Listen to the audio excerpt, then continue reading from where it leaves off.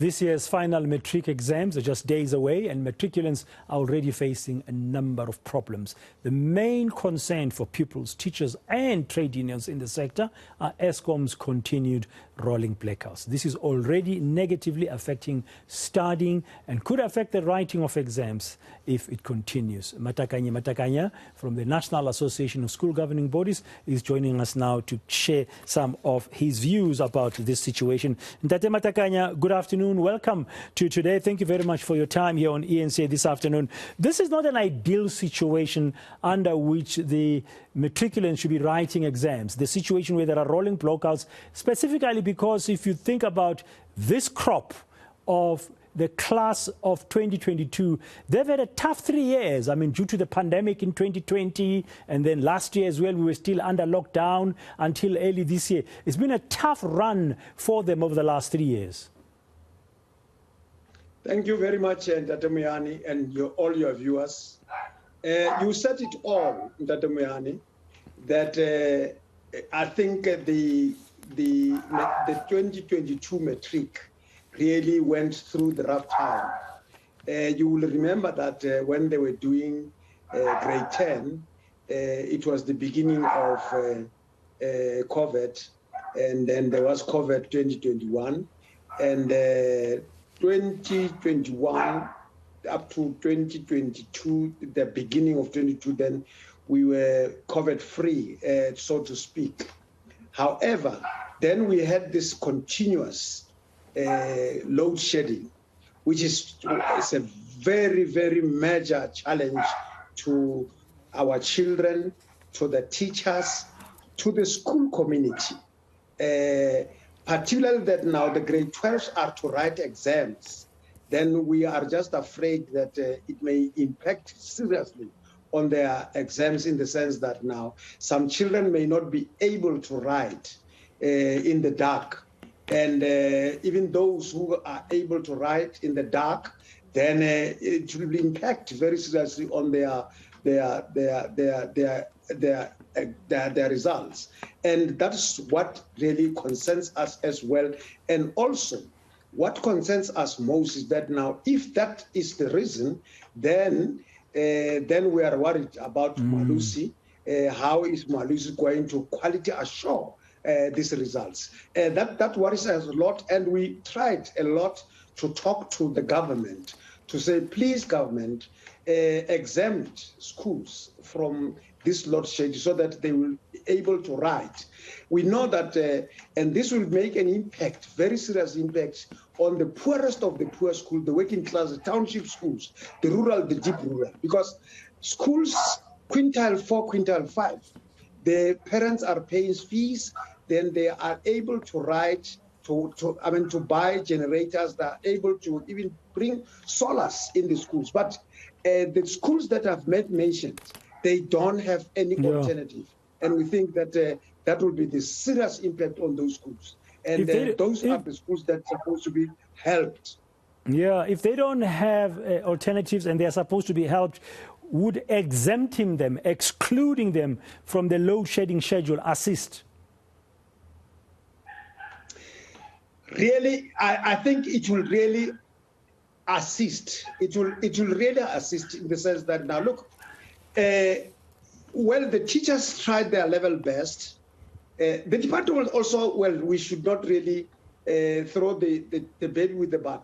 They tried a level best in the sense that now they've been taking these children to the camps during the holidays, making sure that now there is catch-ups where they could not, as I indicated that clearly, that now these children, the cohorts of 2022, they were doing grade 10 when they, and all those. But we are just saying this time of writing, if then they can be exempted, it will make a little bit change in the sense that now they will be able to write, because anxiety as well, whether when this and frustrations, that once they start writing in the dark, then anxiety, frustration, and all, it will impact. Yes. on their So are you engaging with the Department of Education, Tate Matakanya, your organization, and are there other bodies that you are trying to ask the Department of Basic Education to speak to the various municipalities that implement different schedules of power cuts when ESCOM is load shedding? Are you engaging with them to appeal to them? We are really engaging with the department to talk about that, but we are also calling, using the same platform, eNCA, to talk to government as well. I mean, through the CA, we'll be talking to the president to say, President, please, we are appealing to you, because department is just a state department. If then they say, no, how do we exempt you? You are not the only state department that is affected by the load shedding. There are a number of state departments like hospitals. They will quote them a number, but we are just appealing to the president, maybe through this platform, to say, how best did you help us, President, to ensure that now our children are not really affected by this load shedding, particularly this time of the year when they are engaging in exams. So are you anticipating some level of disruption?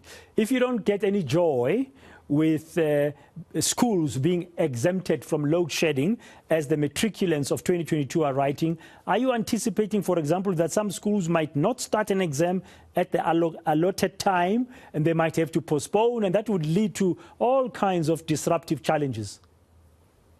And that's our worry. That's our main worry, because if exam can be postponed already, it cannot be written, because if it is going to be written, then it means that now it will not be fair, the fair game, in the sense that now they would have seen the papers already, the paper that other children who wrote, then they will be out. And so we just fear that it cannot be postponed, therefore our children may not be able to write that subject, and it will impact very seriously on their total exams.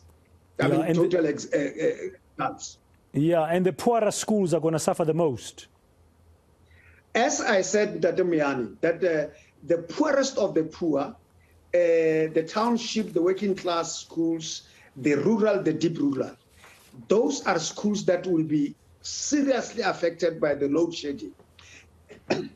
As I have already indicated, that look, the rich schools, I think I indicated now the quintile 4, the quintile 5s, they've got an alternative of buying generators. They are able to provide with other means of producing energy and all of that. But the schools that I've mentioned, they don't have alternatives. It means that now we're just expecting fail out of those, because immediately you are unable to write a subject, or you are unable to write 2 subjects, automatically you have failed for that year. So we want to make a very serious appeal that now let our children fail fairly, not because of the load shedding. Thank you very much for your time and your thoughts this afternoon on Today. That's Ntate Matakanya, General Secretary of the National Association for School Governing Bodies.